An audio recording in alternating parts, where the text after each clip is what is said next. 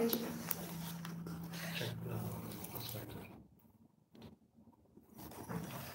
hi guys, I'm Jennifer from Glamrs, and we'll be going Glamrs. We'll be going live a little shortly. We're just checking whether everything is working or not. So if you can hear us, give us a thumbs up, and if you can't hear us or see us, if you feel if there's any problem, do let us know in the comments below so that we can rectify and continue doing our show. Just give us 10-20 seconds, and we'll start the live show very soon.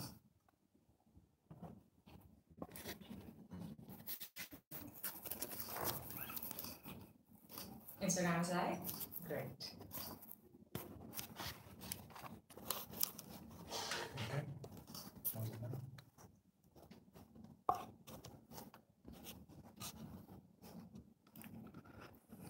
Guys, give us a few seconds. We just need like 10-20 seconds to make sure that everything works for you guys. So yeah, just a second.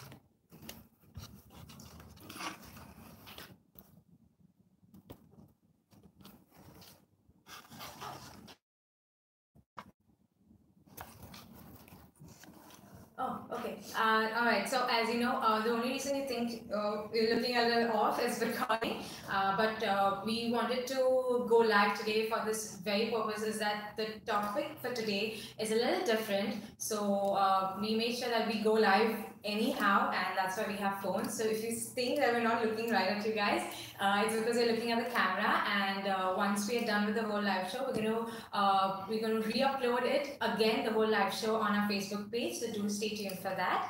And is everything working? Is everything good, guys?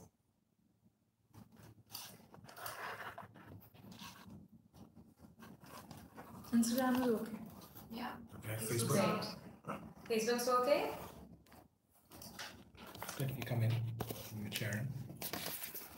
Guys, just be a little patient. We're just taking a few more seconds. Okay. Is YouTube working? Oh, great. All right, so everything seems to be working. Just give us a few minutes till we put it down properly so that you guys are able to see and hear us correctly. Okay, I'll come in with it. Okay. Here? Is that okay? Great.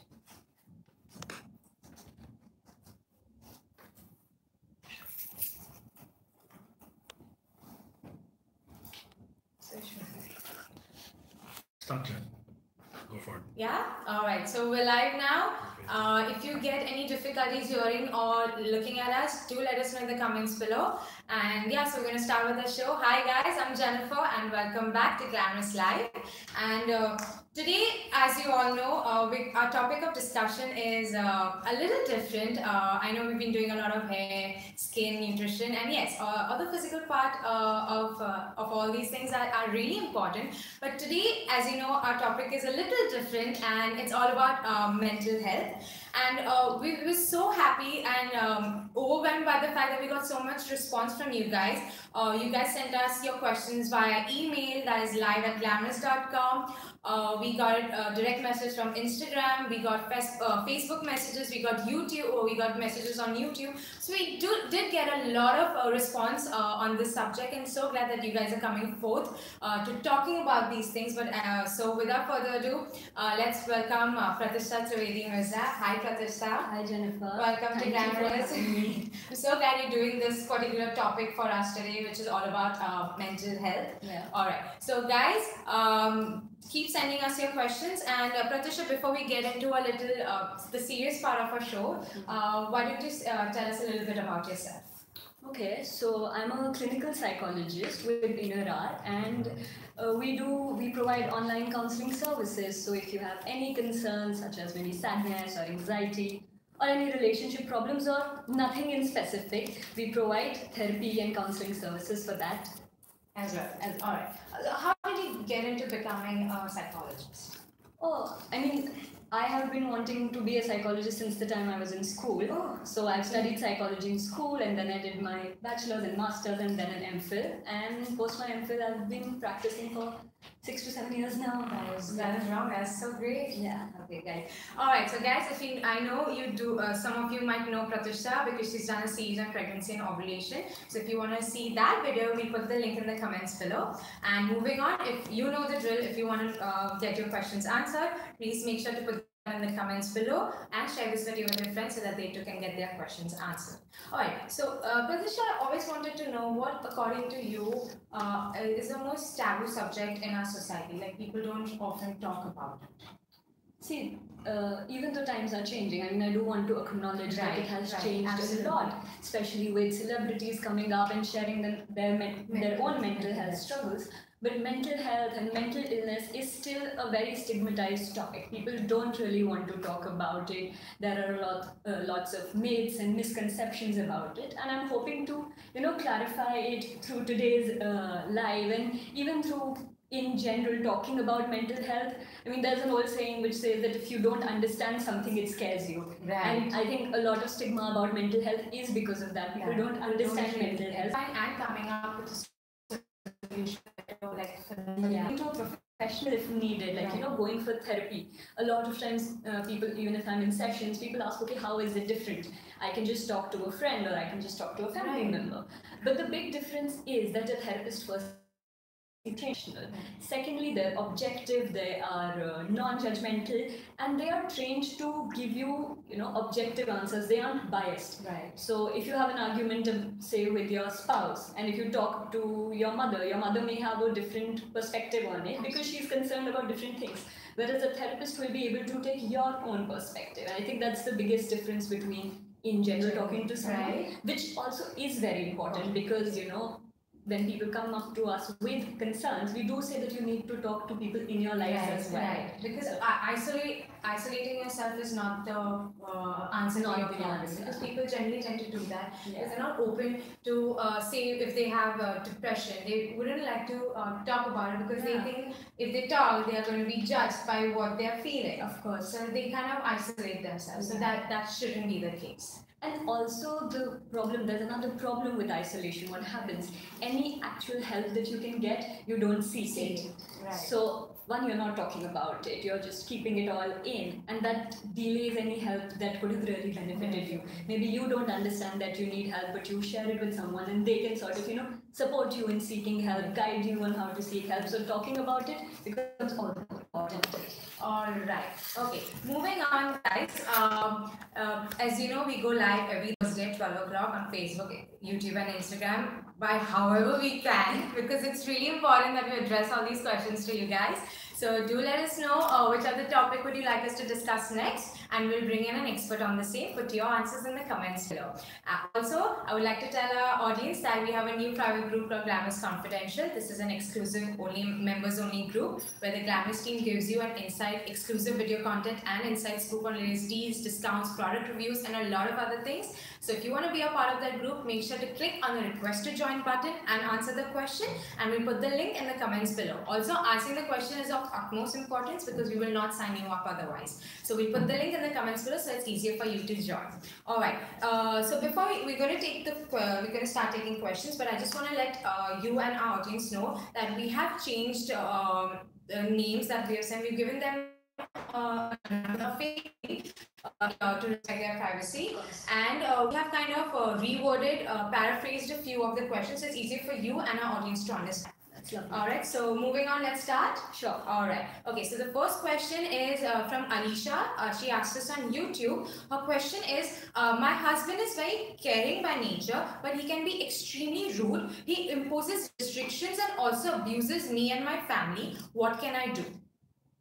Alright. Firstly, thank you, Alicia, for sending me this question. Thank you. All these questions they have sent in, it shows how times are changing and how open they are, even if it's using an anonymous name. And it's the first step to seeking help. Exactly. We know how much courage it takes to come forward with that problem, so we'll try to do our best to respect that fact. So, Alicia, I do understand that it's a difficult situation for you at your home. I think if maybe the first thing that you can try to do is see if there are specific triggers that leads to your husband being rude. Suppose if he's had a long day at work, or he's gotten into it. Having said that, I do think that irrespective of what the trigger is, this behavior needs to be understood and called out on, that it makes you uncomfortable. Right. It's not, I mean, your husband may have his reasons and they may be justified or otherwise, but the most important bit is you express yourself that you are not liking it. Okay. Another thing which you can try is that you can ask somebody who your husband and you, both of you, trust to maybe mediate and help you out. Of course, another option is to go for couples therapy. Okay. If it comes to that, and that can also help. So Alright, I think these things that you can definitely so try. just look out for those trigger situations. Yeah. Right. All right. If there are specific situations which are being repeated. Right. Yeah. Okay. Thank you so much. I hope Vajisha has answered your question, Alicia. All right. Moving on. The other question is again from YouTube. It's from Shreya. Her question is, hi, I'm in a relationship with a guy. He's perfect. However, my family does not support me. They are against this relationship. I love my family and I love him too. I've tried to make them understand, but they don't understand me. What can I do?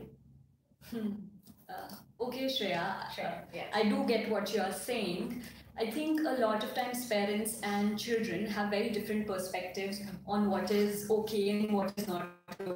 If your parents have some concerns about it, they may be coming from the perspective of a parent, and because you yourself are in a relationship, you may not have that perspective, which is true for everybody who is in that relationship. I think a good way that you can try to make your parents understand is openly discuss, or even ask what are the concerns that are bothering them. Sometimes, parents may not be able to communicate it directly, but if you ask them, they may be able to identify if there is one specific thing. Maybe they're concerned about your age, or maybe they're concerned about if the relationship could negatively impact you in some way.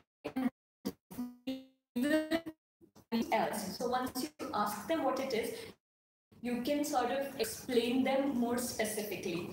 Secondly, I think that another thing that you can see when you get into a relationship, it doesn't start the same. It's not the same on day one and as it progresses. Right. So even for your parents to understand the fact that you're in a relationship and what it means to you may take its own course, and healthy open conversations about it. Right. They may seem, close to it, but I think initiating a conversation with an open mind that they may have some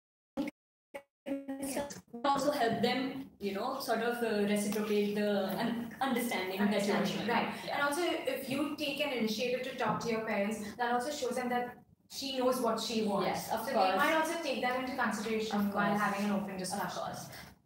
Instead of just saying, no, I just want this, you can say that these are the reasons, and be honest about it. And I think it can be the start of them understanding. Start of something new. Start of something new. Good. All right. Moving on. The other question, we got it from our live@glamrs.com email ID. Guys, if you have any question that you would like to address, you can send it at live@glamrs.com.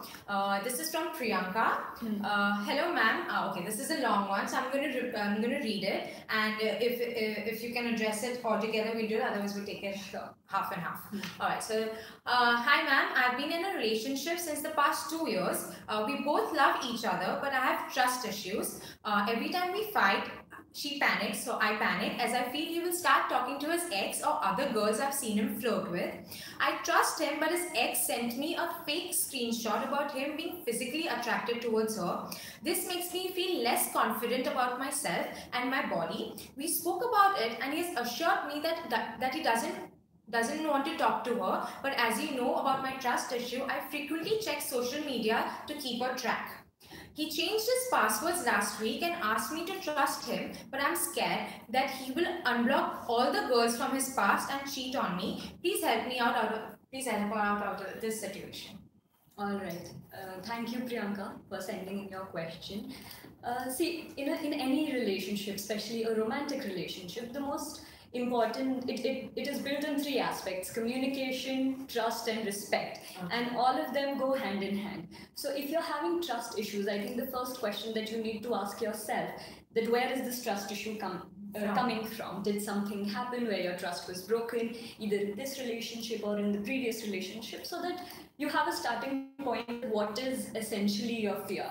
Like Priyanka's saying, her concern is that her boyfriend may cheat on her, and giving the reason that at one point his ex or another girl had sent some screenshots. I think if you can communicate honestly, you will be able to trust. And the deal with trust is that you need to first trust and then it develops. So, having that faith that if my partner is saying that he's not going to cheat or he's not interested in other girls, it won't just happen out of the blue that he will do it. If you see no other reason other than the ex-girlfriend sending you the screenshot, I say that maybe you can go ahead and trust him and give it some time for you to build that trust. Right. So taking that leap of faith, leap of trust is really important. Yeah. Then only she'll be able to move on with all these thoughts that she has. And I do suggest, like you mentioned, that you get into the habit of checking social media. Right. I think that can really create problems. One, even no matter how intimate or close a relationship is, it still everybody requires their own space, everybody requires their own privacy, and if you sort of impinge on it, one may sort of back away. So I suggest that before you get into social media or checking his social media, you try to sort of engage in something else, or maybe talk about your concerns and talk about your fears, instead of going immediately and using that as a way to fact check or verify what he's doing. Right. I think that's something which will help. Right. And I think that this will help like everyone who's in a relationship. Who's having trust issue or has been continuously fighting, or the girlfriends who keep checking social media of their boyfriends. So I think this was really nice. Thank you so much. Alright. So this other one we got, her name is Meela. We got the question on our email ID. Okay, this is again a long one, so I'm going to read the whole thing. Sure. Doctor, I was in need of such a consultant badly as I'm going through a hard time in my relationship. I'm 25 years old and I'm getting married next year to a 27-year-old guy. We are in a relationship for the past 1.5 years. He works abroad and is a very good, hardworking guy. My problem is his behavior towards me and our relationship, which makes me really upset. I am the only child of my parents and I lost my beloved dad 2 years back. I was really pampered by him. When I met my fiance, he promised me that he would take care of me. He chats with me every morning for 20 minutes and that's what is permitted to me. He doesn't call me, and if I ask for more of his time, he gets irritated. He says he wants to sleep and that I should let him sleep. But what he doesn't understand that I need his presence sometimes. I'm not exaggerating about these silly matters. Like I do understand, but deep in my mind, I need him to care. I try to stay, in the end I always burst out, which is why then he feels like I'm living in a fantasy. But I disagree. Because of my outburst, he stops talking to me for a few days and then feels sorry and then starts talking again. Things are smooth, she gets attached and then the same thing happens again. I always fail to make him understand that spending time with me must not be treated as a favor. I can't explain the things that are going through my mind. I personally think communication is important in every relationship, but according to him, these things are cheesy and we should have a serious approach to it since we are getting married. I'm very depressed. I can't express these. Please give me a good suggestion. Thank you. Okay. Thank you, Meela. I'll try to answer this question in parts. Okay. I think the first concern that is happening is that yours and your fiance, both of your expectations of what can be or should be done in a relationship are different. Whereas you feel that, and both of you can be right in your regard, because there's no absolute rule about how many times a day one should be talking, or at least this much or maximum this much. There are no rules like that. With every relationship, every person has their own expectation and understanding for it. So the first thing to realize here is that both of you are having different expectations. Maybe you feel that there needs to be more frequent conversations, or conversations need to happen when you feel like it, which I agree with. Relationships are a source of support. So it's understandable that you want your fiance to talk to you. But at the same time, if he is busy or he's used to a certain lifestyle, it may not be so obvious for him to reciprocate or fulfill your expectations. So firstly, to acknowledge that it's okay for both of you to have different expectations, right? But having said that, it's also important to come to a middle ground and come to a compromise. For example, if you say that, okay, there is certain amount of time that you do talk in the morning, and it's beyond that, if it happens, it bothers your boyfriend, and if it doesn't happen, it bothers you. So maybe you can try to fix up another time in the day, maybe not 20 minutes, maybe 5 minutes, where you can again talk or keep in touch. And these days there are so many different ways of keeping in touch. You don't necessarily have to do it over the phone. You can do message, or you can just video call, FaceTime, or anything. So you can choose one of those ways and maybe come to a middle ground which is acceptable to both of you. Of course, you also need to communicate that sometimes you may need his help or his support immediately or urgently, and it would be nice if he could reciprocate. Right.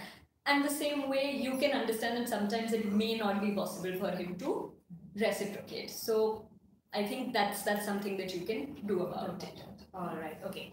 I hope that answers your question, Meela. Absolutely. Let's take another one. This is from Pooja. We got the question on our email ID. Her question is, okay. I had a friend who I fell in love, but by the time I realized he already was in a relationship with someone else, I was his best friend and he never left my side, but I personally couldn't see him with anyone else, so I broke our friendship. It's been almost a year since we last spoke. I realized that in the beginning, I was unable to forget him, as I used to always go back, but now I have learned to live without him. In fact, I don't miss him like how I used to. If there's anything that reminds me of him, I start thinking, it's not that I miss him or want him back, I only think about our time together, how to avoid this feeling. Okay, so Pooja is saying that she had feelings for someone, right, but that person was in a relationship, so with another person. So she sort of is in that friendship also. I totally understand Pooja having, the boundary between romantic relationship and friendships can often get blurred and confusing, because what you expect in a relationship is also sometimes overlaps with what you expect in friendships, like support or common interests or spending time together. So when you let go of a friendship because you know that you can't pursue a relationship, even though it's probably better for your long-term interest, it may make you feel a little upset or distressed at that point of time. And to be honest, I think in this case, time is a good healer. So as time passes, like you yourself said, that with time, the frequency of your thoughts or how much you miss him has reduced, and I believe that it will continue to reduce as time passes. Of course, you can't suddenly, have a memory loss where you forget the good times you had or the feelings you had, but it's important to sort of, commit or engage in other activities. So if you used to spend a lot of time with your friend and now that time is free, you're more likely to think about him or the time you spent together. So one way is to establish or to develop more memories doing something else. And you will notice that eventually the frequency also reduces and the kind of stress it causes you, that will also reduce. So basically divert yourself to other good that will help you make good memories, not just about him but about yourself. Or with other people, friendships, your career, your family, anything. So I think keeping busy and committing to other things in your life which can make you happy will help you move ahead in this. Alright. Moving on, okay, this is again from Shilpa. We got it on our email ID. Okay, again, this is a really long one, so I'm going to read it and then we can take it one by one. Please stop me whenever if you want me to repeat it. Sure. Alright. Hi, ma'am. I'm really happy that Glamrs has taken this initiative. Thank you, Shilpa. We're really glad that we took this initiative. I'm going through a very tough phase and it's too complicated that I might not be able to convey it properly. So here it goes. I had a terrible fight with my best friend 4 months back. She was always busy with her boyfriend and his best, who also had a crush on her boyfriend, which my best friend knew about it. Okay. Understand? Okay. She used to backbite about her, but all of a sudden, both of them have become really good friends. To be honest, they have become more than we ever were. My best friend started ignoring me and became really close to the girl who she used to backbite about, and that hurt me a lot. I was was really angry at her feelings, but she ignored them. For instance, during our class, she told me to take a picture of them, and as a joke, I sent that picture to my sister, making fun of their love triangle. My best friend checked my phone and found out about the text. I apologized to her for at least 2 months. I even sat on my knees for an hour just saying sorry to her, but she still chose not to talk to me. Later, I found out that there's a video of the boyfriend's ex abusing both of them, which went viral. The person who shared the recording didn't accept his mistake and also made fun of them. However, in spite of all of this, my best friend sent him a gift on his birthday and even posted a picture of them. But she's still not ready to look at me even after apologizing to her 1,000 times. One day before my birthday, she left to go to her parents' house so that she could skip my birthday preparations, and here I was, despite her attitude, did all the preparations for her surprise party. Now coming to my family, my mother adores her and was recently diagnosed with adenocarcinoma. Instead of knowing my mom's condition, she didn't even ask me once about her health. I'm an MBBS student and have enough problems in my life with my mom's cancer, my best friend's attitude, studies, and my issues with weight. I'm really not able to handle this, and I personally don't think I'm weak who will think about ending her life. But please help me get out of this black hole as I'm breaking from the inside and I don't think I would be able to survive for long. Please help and guide me. Okay. Shilpa, it seems that a lot of things have happened and it has bothered you. And in all fairness, I understand, we put in efforts in developing our relationships, whether it's friendships or professional relationships or acquaintances also. We do put in a lot of effort, and they also give us a lot of things back. So if a relationship goes south for any reason, it does bother us, it does make us upset. So I understand that you would feel upset about it. Also, what I need you to understand or keep in mind is that for any relationship to function, both parties or both people involved need to feel committed to that relationship. Right. So even though I understand that you feel committed to your friend and you try to support her and be there for her, like you planned her birthday party, it seems for whatever reason your friend has not reciprocated. And it means that her position in the relationship is a little different from your position or the perspective you have of the relationship. So in it almost equally, if not at all times, but then at most times. So sadly, you can't change her mind. We can't change anybody else's mind. So maybe what I would suggest is to try and, make new friends, get engaged with, different people, do different activities, so that your life also becomes more holistic and wholesome, and what has happened in the past sort of doesn't interfere with your present. I know it's a bad experience, it doesn't really feel good, but I think what we can do from here is move forward, meet new people, hang out with more people, do things that you enjoy, and maybe it will help you feel better. Okay. There's so apart from her best friend's attitude and everything, she says her mom's cancer and even her weight loss has been a big issue in her life as of now. So what would you suggest to her for that? Yeah, Shilpa, I mean, understand a parent's chronic illness and a severe illness can really take a toll. I mean, there's a lot of stress associated with it, and it just adds on to it.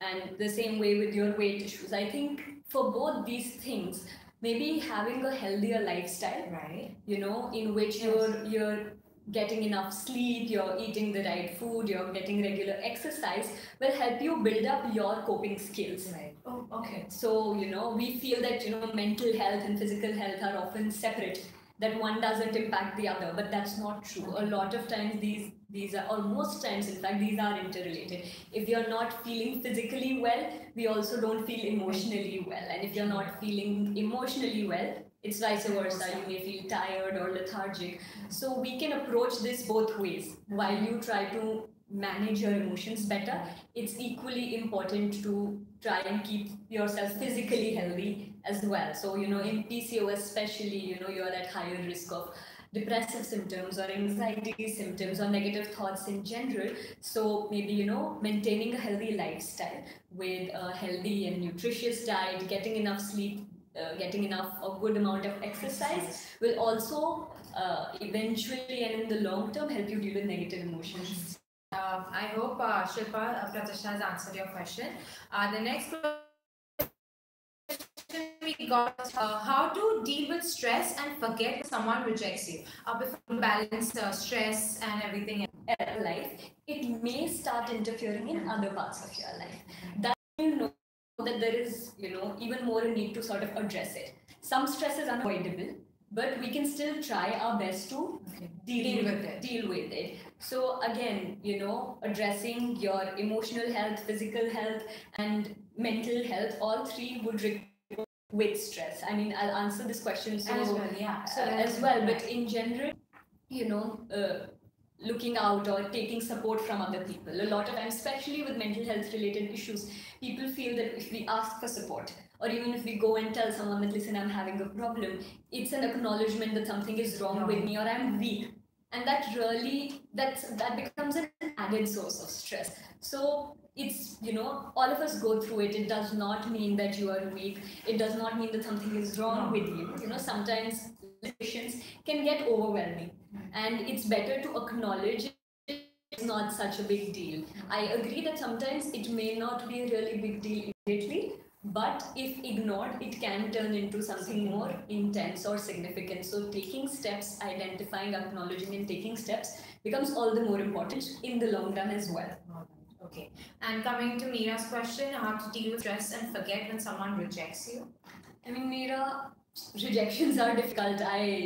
Nobody is very happy the relationship has broken up. I'm not 100% sure what has happened here, but I think the first thing is to try to not internalize that rejection. People may like you or not like you, or not like you in a certain way, does not at all mean that something is wrong with you. It just means that maybe that person, for their own reasons, is looking for something else. So it's not about you. Even if the person says something like, okay, you hypothetically that you don't have what I'm looking for, you're not obliged to have what everybody else is looking for. Right. You are a good, positive, wholesome person on your own. And if somebody is not looking for that, somebody may be looking for something else. That's completely okay. It's not your fault. It does not mean that you're not good enough. It does not mean that it's about you. That person, it just didn't work out together. So if someone has rejected you, the first thing you can do is to not internalize it or not make it your fault. Then if you sit and think about it a lot, it may become a much bigger deal because you're paying so much attention to it. So if you find yourself sort of repeatedly getting into these thought patterns, once again try to disengage, do something else, or talk about it. Talk to your friends if you can, talk to your family if needed. You can even go for therapy or seek professional help if you feel that it's overwhelming for you or it's interfering with your life a lot. Right. So you can do that. Okay. All right. Meera just asked us again. She wants to know the difference between stress and anxiety. Okay. So Meera, that's an important question. I think both stress and anxiety are sort of overlapping concepts. You can feel stress. Stress, essentially, we define it as when your capacity to deal with the situation is less than the demand the situation places on you. So stress, in that sense, is a primary experience. But because you're not being able to deal with this situation, you may feel anxious. I don't know how I will deal with it. So in that sense, stress, anxiety, and even depression, the symptoms or the concerns may overlap a lot. So you may feel stress because of the situation and then feel anxious about dealing with that situation. So it can be like that. It's not mutually exclusive categories. And not being able to deal with that situation because of anxiety, you may further feel stressed that I don't know how this is going to happen. So there is, ambiguity or uncertainty and anxiety, which leads to further stress. All right. Okay. All right. So this other one is from Zoya. We got this question in our email ID. That is live@glamrs.com. Greetings, Glamrs. Hi, Zoya. I'm 23-year-old Muslim girl with strict parents. A month ago, they caught me talking to a guy friend, which is not okay according to my family. And now they have me on lockdown for the past 1 month or even more with any human contact. They took all my devices and car as well. I get away with using my sister's laptop sometimes, and right now they are treating me, excuse her language, like a slut. What should I do about this, and how do I gain my parents' trust and my life back? Thanks, yours sincerely, Zoya. Okay, Zoya, it seems that you're in quite a fix with what has happened. And I understand that I'm glad that you were still able to send us this question, and I hope you're able to see us right now as well. I mean, it's a difficult situation, but is there anybody in your family who can even slightly support you? I mean, you said you have a sister whose laptop you can use. So maybe you can start having a conversation with her and try to gain your parents' trust back through her. Okay. So maybe, explain your side, and maybe then your sister can talk to your parents about it. So even though maybe your parents felt that your action or whatever happened, justified or required for them to be responding like I mentioned earlier, that parents and children can have different ideas or perspectives about what is okay and what is not okay. So you feel that okay, this is new, but maybe to them it makes all the sense. In order to move forward, both of you will need to understand that what the other person's position was. Maybe to begin with, your sister, if you can talk to your sister, you can ask her to sort of become a mediator or communicate what you have been feeling, and you can sort of talk about what is okay and not okay, and you have full rights to express yourself also. It's not that if your parents have said something that would be the final word, but that would definitely require an openness from your part also to understand what your parents' concern is. Their action may seem drastic, but it may be coming from a genuine concern, which you can ask them, and maybe both of you together can figure out a way to address that concern instead of doing this. Right. All right. I hope so. You're fine and you're able to watch and listen to Pratishta. Yeah. Moving on, the other question is from Divishri. We got the question on our email ID. Hi, I'm 20 years old and my mother died 8 years ago, but I'm still not able to understand my father and vice versa. Due to this reason, I have lived with my uncle for 4 years, but nothing has changed as we are still not able to understand each other. I have tried to talk to him a number of times, but the situation is the same. I feel lack of love and I don't know what to do in these situations. Please help. Okay. Thank you, Devashri. I understand. I mean, I'm sorry for your loss. You said you lost your mother 8 years ago, and since then there isn't a very strong relationship between your father and you. I think one thing that that needs to be emphasized here, that both of you have lost a significant person in your life, and since you haven't mentioned a sibling, I assume that it was a small family, that now it's just you and your father. Your father, I mean, I understand what you're going through, because now it's just you and your father, so you would definitely like to develop a relationship with him, but it seems like that your father is at a loss of how to develop a relationship with you also. Secondly, maybe he's also not a person who's very conversant, not very talkative. So till the time maybe your mother was there, she was the one who would address these issues and convey, and maybe your father has not been able to develop that.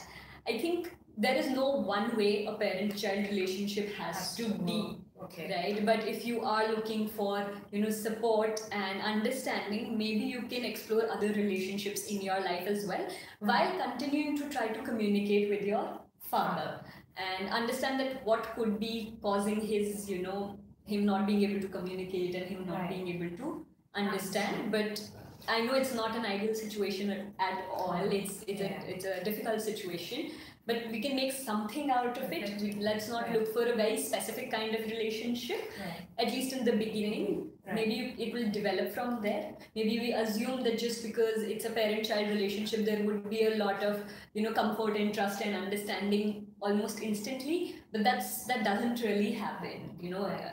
Parents have their own personality, children have their own personality, and sometimes it may not match. So maybe I think a little more effort on both sides would go a long way. Also, we've got so many questions on how to improve a relationship between like the parents and children. Any overall tips that you would like to share?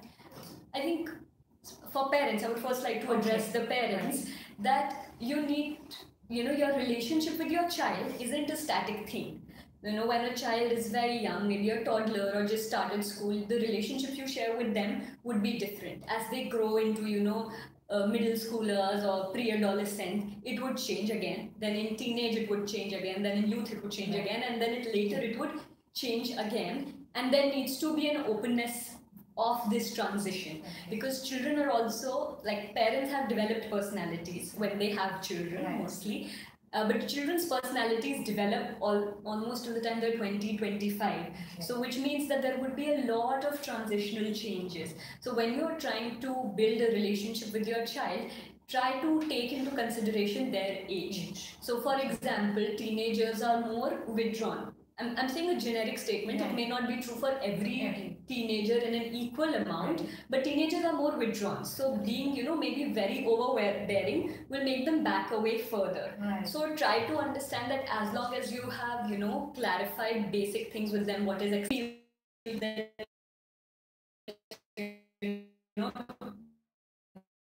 there's no, especially see in our culture is a very family oriented culture, is a very community group based culture. So in the most generic sense, there is a hierarchy between parents and children, right? Parents are obviously on the higher side of it.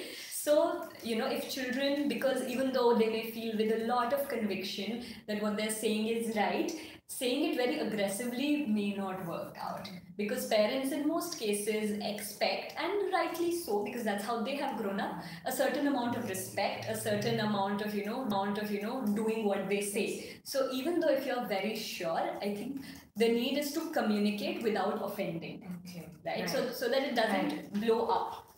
It may seem like that the generation gap can't be overcome, but I think most children and parents can come to a middle ground. If not, then they can agree to disagree. If they can have open conversation. So I think that's what I would like to tell both parents and children. Thank you so much. All right, moving on. This other question is this other question is from Aisha. We got it through an email. I've been very stressed about my career and felt lonely. I've tried to find a good therapist in Cuttack, Odisha, where she lives, but it's so hard to look for one in a smaller town. Also, what are my chances of becoming a clinical psychologist after completing BCom? How do I deal with depression, anxiety, and HSP living in a small town like Cuttack, where it is very difficult to find a good therapist? Aisha, right? Yeah, Aisha, I totally understand your concern. Therapists are, are few and far in between, especially in smaller towns, even in metropolitan cities, but especially in smaller towns. So I understand your concern, and that's why, online therapy would be a good option for you. Like we at Inner R, I think we'll put in the details of how you can reach out to us in the comments section. We provide online therapy, so no matter where you're in the country, you can reach out to us, have a session and discuss your concerns. So I think that should help you get the support or help that you're looking for. Answering the second part of your question, if you want to be a clinical psychologist, like I said, that to be a clinical psychologist or to practice in a clinical setting, you will need at least an MPhil. So you have completed your BCom, which means that first you'll need to do a master's degree course, and then you will need to pursue an MPhil if you're interested. I think that those are the steps that you'll need to take. Okay. Thank you so much, Pratishtha, for answering all these questions. Sorry guys, this was the last question that we have to take, but we're going to answer the rest of them. We're going to put the the whole video on our Facebook and YouTube page, so do check it out later on in the show. And also, we'll be sorry for the technical difficulties. I know it's a little off here, but thank you so much for having the patience to deal with us and sending all these questions. And what else? Also, we'll try. Okay, do let us know if you like this session. If you want another one with Pratishtha, we'll be happy to do that again. Whenever you, I'll be happy to do it. That is great. Also, do let us know if you would like us to go live in Hindi. Put your answers in the comments below. And thank you so much, Pratishtha, for doing this today. It was a pleasure having you here. Thank you, Jen.